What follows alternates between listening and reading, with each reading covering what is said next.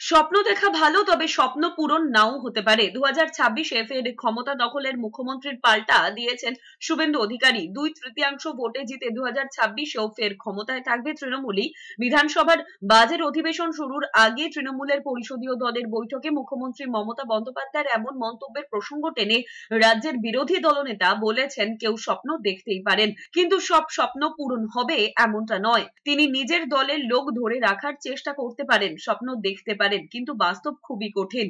তৃণমূল নেত্রীকে আক্রমণ করে শুভেন্দু অধিকারী অতীতের কিছু নির্বাচনের কথা মনে করিয়ে দিয়েছেন। টেনে এনেছেন গোয়া ত্রিপুরার ভোটে তৃণমূলের লড়াইয়ের প্রসঙ্গ।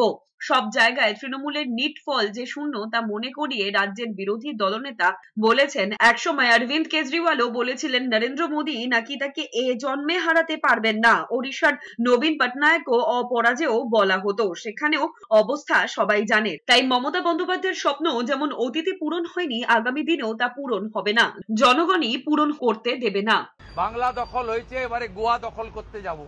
এখানকার মায়েদের 1000 টাকা দেন, গোয়ার মায়েদের বলেছিলেন 5000 দেবেন। বড় একটা শূন্য নিয়ে এসেছেন। ত্রিপুরা দখল করতে গেছিলেন, নোটার থেকে কম ভোট নিয়ে এসেছেন। অতএব মমতা ব্যানার্জির স্বপ্ন সবসময় যে পূরণ হয় তা নয়। তিনি স্বপ্ন দেখতে পারেন, তার লোকেদের ধরে রাখার চেষ্টা করতে পারেন, কিন্তু বাস্তব খুব কঠিন।